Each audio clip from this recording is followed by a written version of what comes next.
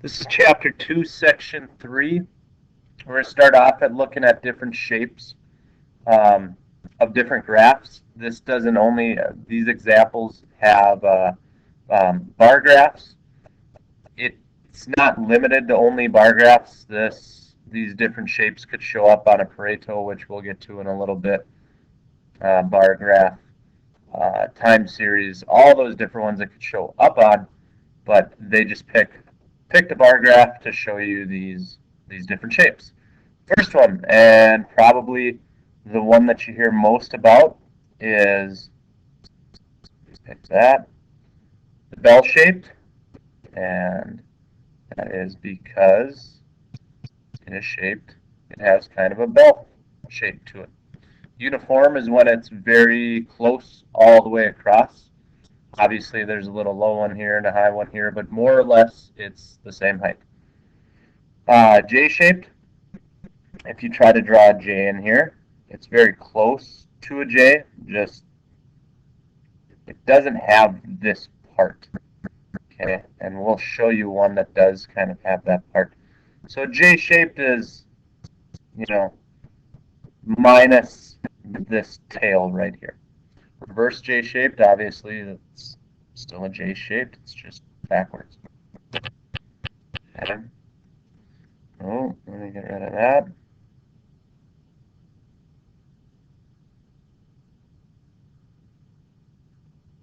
Okay. Right skewed.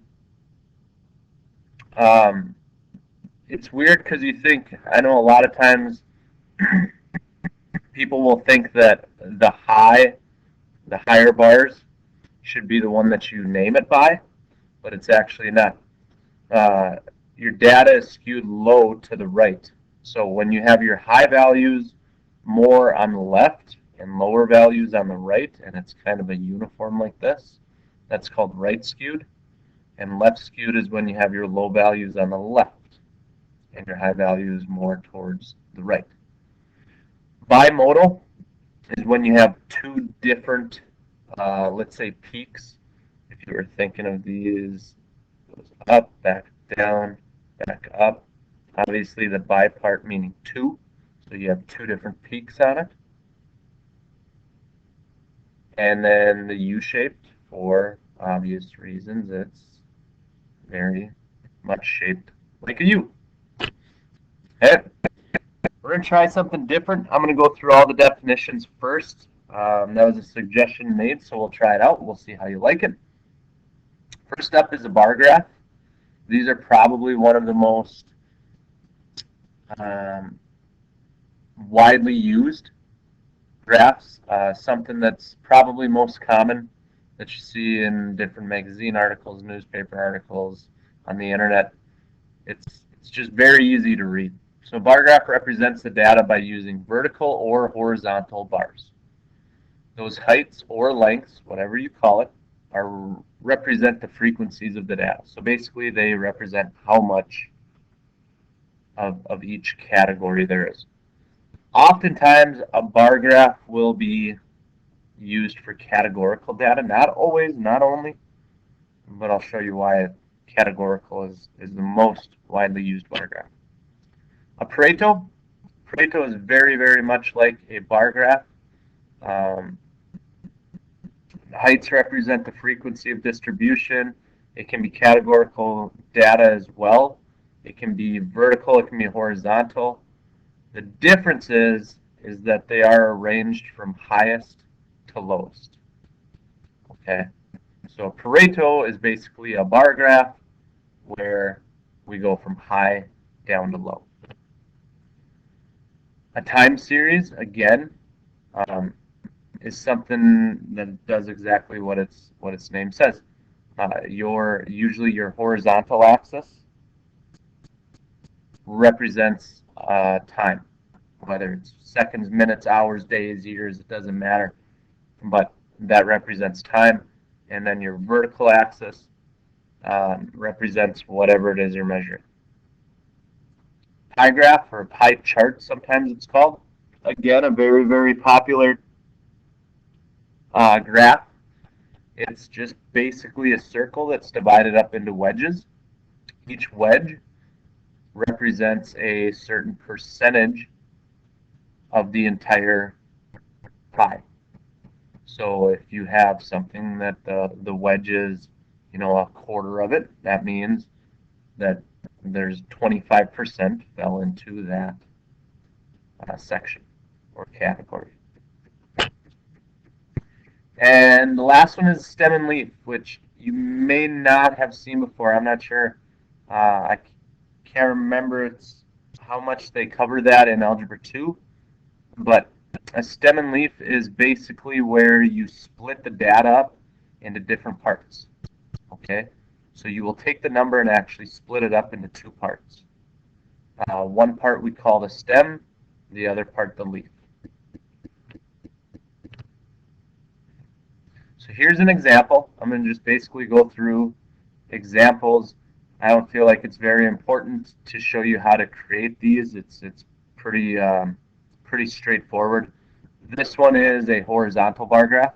So you notice how the bars are moving left to right. This could be flipped, and basically turn your head right now and you would see the bar graph, a vertical bar graph. This one happens to be high to low. It doesn't always have to be that way, or low to high. This one is low to high. It does not always have to be that way for a bar graph. This is a Pareto. Notice there's no spaces in between the two bars, and also notice it's from high to low. Okay, so this Pareto has to be high to low. Other than that, very, very similar to a bar graph, with the exception of no space in between the bars. If you have any questions on these, please write them down in your notes. Here's a time series graph. This one is just using points with lines connecting the points. You can, however, use bars for a time series graph if you would like to. It's not very often that it's used, but I have seen it before. So again, just notice on the bottom the time. They start at 12, they go to 1, 2, 3, 4, 5, 6, 7, 8, 9. It's just showing how the temperature changed over a 9-hour period of time. Here is the very common pie graph, pie chart.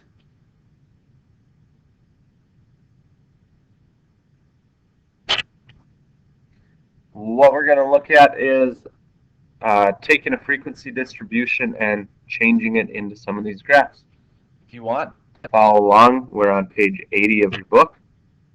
And I'm going to show you how to take that data and turn it into a stem and leaf plot. So here's the raw data. There are 20 pieces. It stands for 20 different days, and these are the number of cardiograms that were performed each day. And they want us to construct a stem and leaf plot. So here we go. We have the raw data. And what you want to do is, the stem varies how many digits there are. The leaf never varies. The leaf always has a single digit on it. So in this case, because we have 2-digit numbers, our stems will have 1 digit and our leaves will have 1 digit. If we were dealing with, say, 4-digit numbers, like numbers that were measured in thousands, our stems would have 3 digits, the first 3, and our leaf would still be the last digit. The leaf is always the last digit, the stem is the other ones. So what we do is we look and we say, all right, what kind of digits do we have? Or what kind of numbers do we have? Now, all of these are pretty easy except for the 2.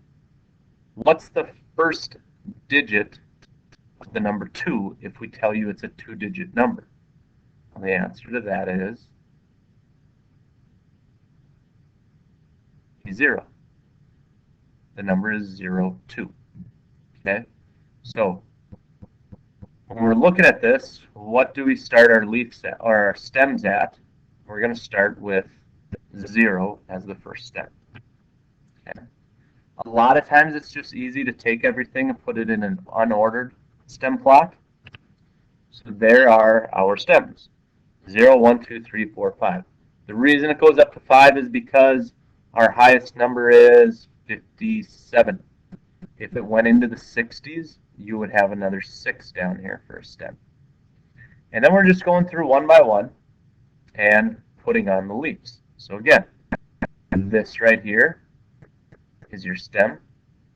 Over here, we're going to put our leaves. Okay? First number is 25. So we're just going to put a 5 next to the 2. Next number, 31. We just put a 1. We have 20. So you notice the 0 will go next to the 2. 32, 13, 14, 43. Here's where our 2 comes, 0, 2. 57, 23, 36, 32, 33, 32, 44, 32, 52, 44, 51, 45. There's our data on order. To complete the stem and leaf plot, you have to take all this data and now put it in order from least to greatest. So our stems do not change. Our leaves, however, are now put into order. So 2 is the only one there, 3 and 4. 503 right here got it reordered to 035. All our numbers down here, 1, 2, 6, 2, 3, 2, 2, got reordered. Same with our 4s and our 5s. What I want you to keep in mind, when you're writing these numbers, it is very important that you write them out with the same space in between the two numbers. Okay? And here's what I mean. I could have written the number 3 stem. We could have written it 1. Let's see if this is going to work for me. 1, 2, 2, 2, 2, 2, 3, 6. Those are all the numbers. They are listed in order. The difference is, this is supposed to look like, think of it as a bar graph. Okay? The more numbers you have, the higher it goes up, or the further it goes up. It shows that there are more numbers. Well, if you just took a quick look at this, these two look like they have the same height, and that's obviously not true. The stem for 4 only has 4 leaves. The stem for 3 has 1, 2, 3, 4, 5, 6, 7 leaves. It should not be the same height. So when you're doing this, make sure that you have the same space in between all your numbers. Okay? If you have any questions on this, please write them down. Let me know in class. And that is it for your notes today.